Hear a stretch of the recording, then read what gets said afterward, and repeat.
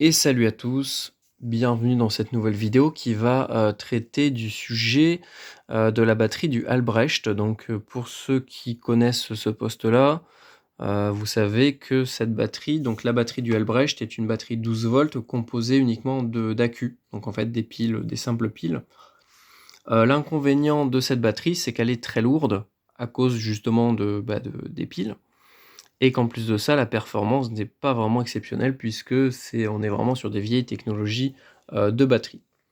Et donc en bricolant un petit peu, en farfouillant, je me suis rendu compte que à l'intérieur de cette batterie-là, en fait de cette carcasse, une fois qu'on a enlevé les piles, on pouvait faire rentrer trois piles, trois batteries lithium, donc 18650, l'une à côté de l'autre. Donc ce que j'ai fait, j'ai enlevé toutes les lamelles qui permettaient de faire les contacts entre les différentes piles. Donc on voit bien que le moins va être branché sur le plus, hop, ça va faire comme ça en fait, pour en fait redresser la tension. Donc j'ai viré toutes ces lamelles là, j'ai creusé un peu le plastique en le coupant avec une petite pince, tac tac tac, tout autour, de manière à gagner quelques millimètres au niveau de la profondeur, et ça m'a permis comme ça d'encastrer mes trois batteries 18650 l'une à côté de l'autre.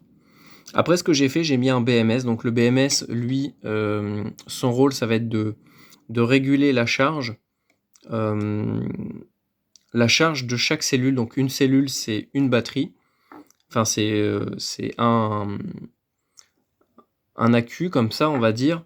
Et la batterie, ce qu'on appelle la batterie pour ce montage-là, ça va être l'ensemble des trois cellules qui vont me donner une tension de 12 volts. Puisque si on met en série 3 accus, 3 mini-batteries de 4,2 volts, donc si on en met deux en série, donc le plus sur le moins de la deuxième, hop, ce montage-là permet d'avoir 8,4 volts.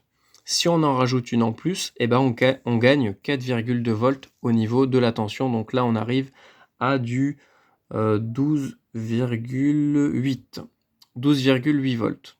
Donc en fait, c'est ce que j'ai fait là au niveau des fils, ce que vous voyez.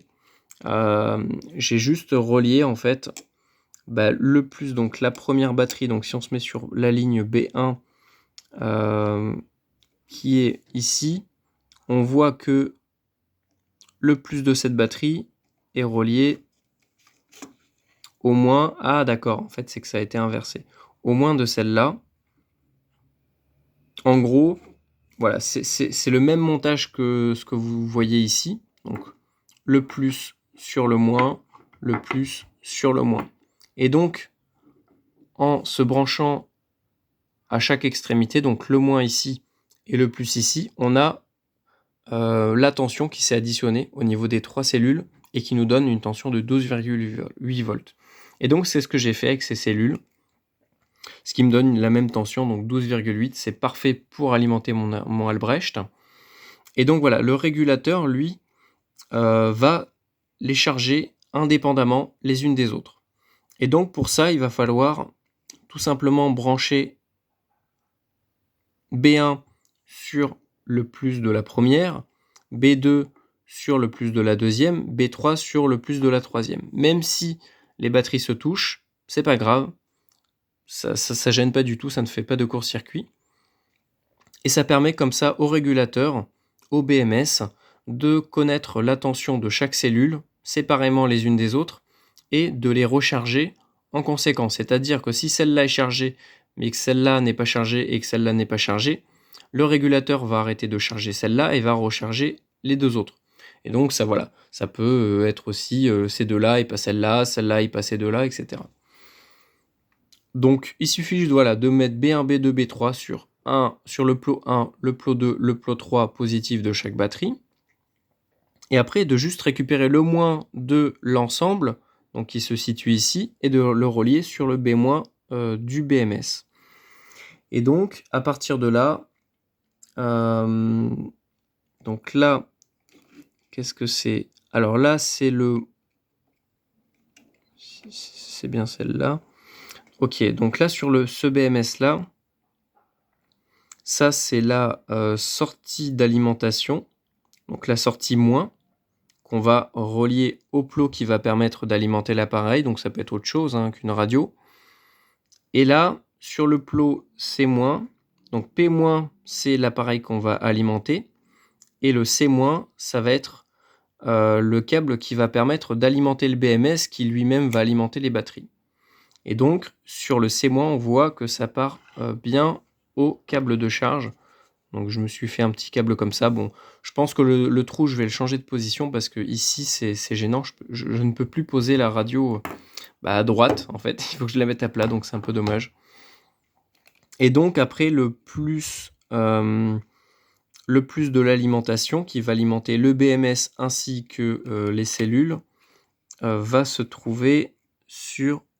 Alors moi, sur le schéma, il m'avait dit de le mettre sur B4, sauf que si on regarde bien, B4 n'est pas du tout alimenté.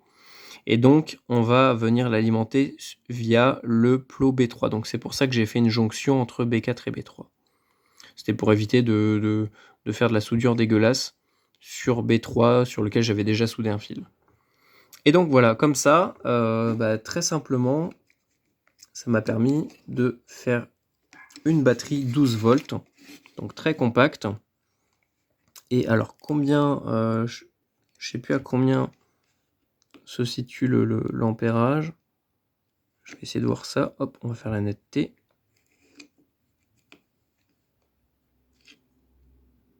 Donc c'est une 12 000 mAh. Donc là j'ai 12 ampères-heure en tout. Ça m'étonne un peu quand même au niveau de la taille, mais voilà, c'est la donnée, c'est la valeur donnée par le fabricant.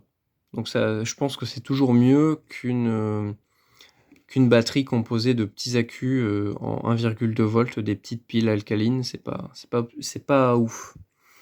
Donc voilà, il suffit juste de refermer tout ça, de tout brancher, et ça fonctionne.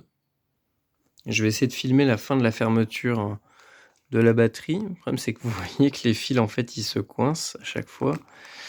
Et je suis obligé de mettre des coups de tournevis. Tac, c'est bon, j'ai réussi à pousser le fil violet. Donc là, on voit que, hop, si on force un petit peu, tac, on a réussi à fermer la batterie. Bon, là, ça dépasse un peu parce que ça force, mais vous voyez que ça reste fermé. Donc on a les deux plots.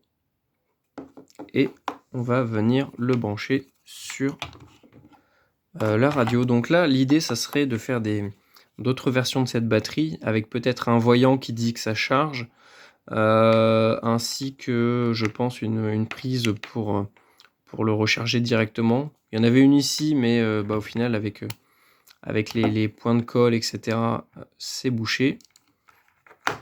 Mais voilà, ça sera pour la version suivante de la batterie. Et donc, hop, on va venir l'insérer sur la radio. Tac, si j'y arrive. Parce qu'à une main, c'est pas facile. Hop, c'est bon, ça coulisse. Tac. Et là, vous allez voir que ça fonctionne. Hello! Voilà.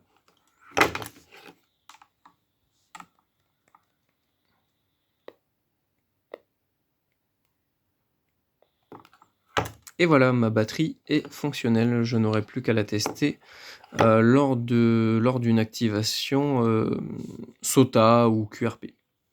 Allez, bonne journée à tous, bon bricolage, j'espère que ça vous a donné quelques petites idées pour bricoler vos batteries et vos postes CB.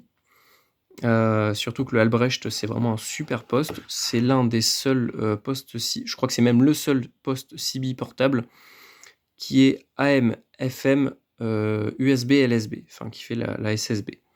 Et donc, je crois qu'il couvre de 24 à 30 mégas. Donc, c'est vraiment un super poste. Bon, il est un petit peu cher. Il y a ce souci de la batterie composée d'accu. Mais voilà, avec un petit peu de bricolage, ça m'a pris une bonne heure à bricoler. On peut avoir vraiment un poste vraiment performant, vachement plus léger que précédemment, et avec quand même des performances plutôt intéressantes. Allez, salut, n'hésitez pas à vous abonner, à laisser un petit commentaire, me dire même vous quel type de bricolage vous comptez faire sur vos postes, et je vous dis à une prochaine.